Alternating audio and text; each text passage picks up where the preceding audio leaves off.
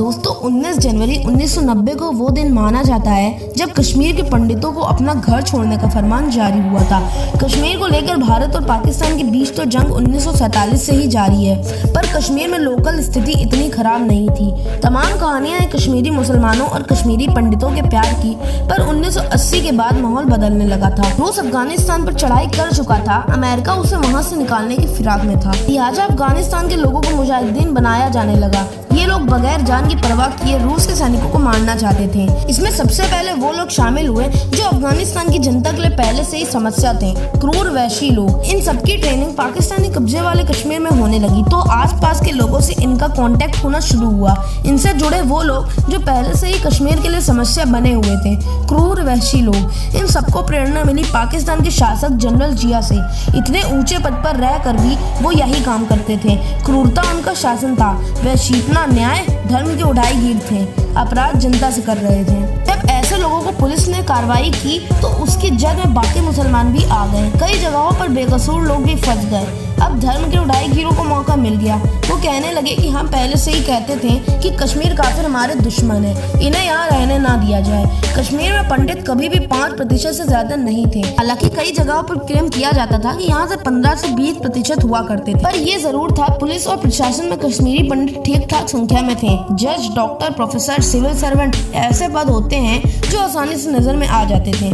तो धर्मांत लोगों को आसानी से टारगेट मिल गया। उठाईगीर, चोर और अपराधी पहले से इन लोगों में लगे बुझे थे। जिस जगह में कश्मीरी पंडित सदियों से रह रहे थे उनको घर छोड़ने के लिए कहा जाने लगा। पहले तो आसपास के लोगों ने सपोर्ट किया कि नहीं, आपको कहीं नहीं जाना है, पर बाद में कुछ तो डर और कुछ अपनी यूनिटी की भावना से कहा जाने लगा कि बेहतर यही होगा कि आप लोग चले जाइए, क्योंकि बसों में ब्लास्ट होने लगे, यूं ही गोलियां चलने लगी। ऐसा नहीं था कि सिर्फ पंडित ही मरते थे, मुसलमान भी मरते थे, पर धर्म की आग इतनी तेज थी कि उनके मरने की आवाज तो आतंकवादियों ने दबा दिया। हर जगह यही धुन थी कि कश्मीरी पंडितों को यहाँ से बाहर भेजना है। सरकार ने इस आग में एक बहुत बड़ा पलीता लगाया। 1986 में गुलाम मोहम्मद शाह ने अपने बहनोई फारूक अब्दुल्ला से सत्ता छीन ली और जम्मू कश्मीर में एक मुख्यमंत्री बन गए। खुद को साइड हराने के लिए उन्होंने एक खतरनाक निर्णय लिया। ऐलान हुआ कि जम्मू के न्यू सिविल सेक्रेटरी एरिया में एक पुराने मंदिर को गिराकर भव्य शाह मस्जिद बनवाई जाए।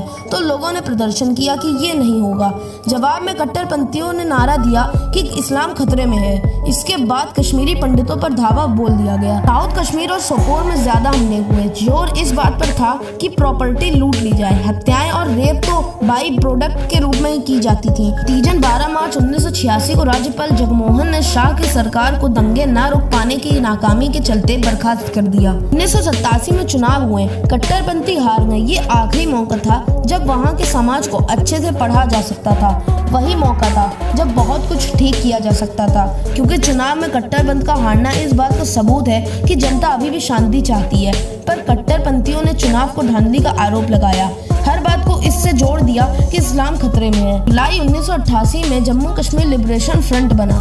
कश्मीर को भारत से अलग करने के लिए कश्मीरियत अब सिर्फ मुसलमानों की रह गई थी। पंडितों की कश्मीरियत को भुला दिया गया। 14 सितंबर 1989 को भाजपा के नेता पंडित टीकालाल टैपुल को कई लोगों के सामने मार दिया गया। हत्यारे पकड़ में नहीं आए। ये कश्मीरी पंडितों को वहां से भागने को लेकर पहली हत्या थी। इसके 1.5 महीने बाद रिटायर्ड जज नीलकंठ गंजू की हत्या की गई। गंजू ने जम्मू कश्मीर लिबरेशन फ्रंट के नेता मकबूल भट्ट को मौत की सजा सुनाई थी। गंजू की पत्नी को किडनैप कर लिया गया, वो कभी नहीं मिली। वकील प्रेमनाथ भट्ट को मार दिया गया। 13 फरवरी 1990 को श्रीनगर के टेलीविजन केंद्र के निर्देशक लासा कौल की हत्या की गई। ये तो बड़े लोग थे, साधारण लोगों की हत्या की गिनती ही नहीं थी। इसी दौरान जुलाई से नवंबर 1989 के बीच 70 अपराधी जेल से रिहा किए गए थे। क्यों? इसका जवाब नेशनल कॉन्फ्रेंस की सरकार ने कभी नहीं दिया। फिर 4 जनवरी 1990 को उर्दू अखबार आफ्ताब में हिजबुल मुजाहिदीन ने छपवाया कि सारे पंडित कश्मीर की घाटी छोड़ दें। अखबार अल सफा ने इस चीज को दोबारा छापा। चौराहे और मस्जिदों पर लाउड स्पीकर लगाकर कहा जाने लगा कि पंडित यहाँ से चले जाएं, नहीं तो बुरा होगा। इसके बाद लोग लगातार हत्याएं और रेप करने लगे। गिरजा टिक्कू का गैंगरेप हुआ, फिर मार दिया गया। ऐसी ही घटनाएं हुई। पर उनका रिकॉर्ड नहीं रहा। एक आतंकवादी बिट्टा कराटे ने अकेले 20 लोगों को मारा था। इस बात को वो बड़े घमंड से सुनाया करता।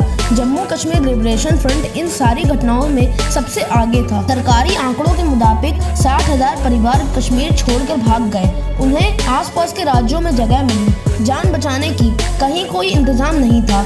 19 जनवरी 1990 को सबसे ज्यादा लोगों ने कश्मीर छोड़ा था।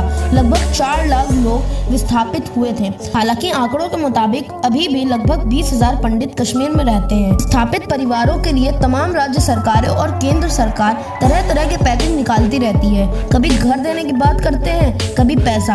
पर इन 32 सालों में मात्र 2 परिवार ही वापस लौट पाए, क्योंकि 1990 के बाद भी कुछ लोग ने वहां पर रुकने का फैसला किया था। पर 1997, 98 और 2003 में फिर नरसंहार हुए थे। हालांकि कश्मीर के मुसलमानों और रुके हुए पंडितों के बीच प्यार की कई कहानियां सामने आती हैं, पर सच यही है कि जिस प्रॉपर्टी पर लोगों ने कब्जा कर लिया है, उसके प्यार को इस प्यार से बदला नहीं जा सकता। लौटने की कोई गुंजाइश नहीं है। हालांकि नरेंद्र मोदी की सरकार ने 2015 में कश्मीरी पंडितों के पुनर्वास के लिए 2000 करोड़ रुपए के पैकेज की घोषणा की थी। पर इतने लोगों को इससे क्या होगा?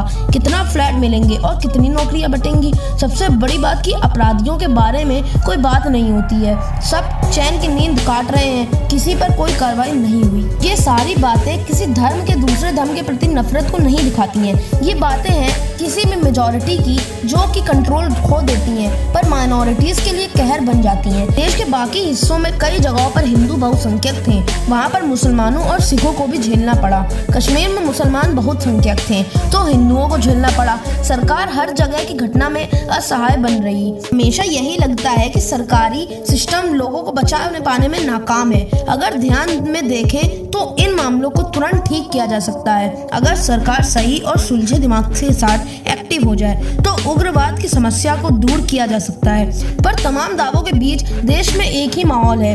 अगर कश्मीरी पंडित के हक की आवाज उठाई जाए तो उन हजारों मुसलमानों की आवाज दबने लगेगी जो इन 30-40 सालों में मर गए हैं। हमेशा एक की कीमत पर दूसरा आगे बढ़ने को तैयार है। दोनों एक साथ नहीं रह पा रहे हैं, या शायद हमें रहने नहीं दे रहे हैं, क्योंकि जब हम फंसते हैं तो यही मानते हैं कि हम तो ठीक हैं, दूसरे लोग हमें ठीक से रहने नहीं दे रहे हैं। दोस्तों, ये कहानी थी 19 जनवरी 1990 की। तो दोस्तों, वीडियो आपको अच्छी लगी हो तो लाइक कर दें, चैनल को सब्सक्राइब कर दें ऐसी वीडियोस के लिए, और मुझे इस वीडियो के बारे में कमेंट जरूर करें।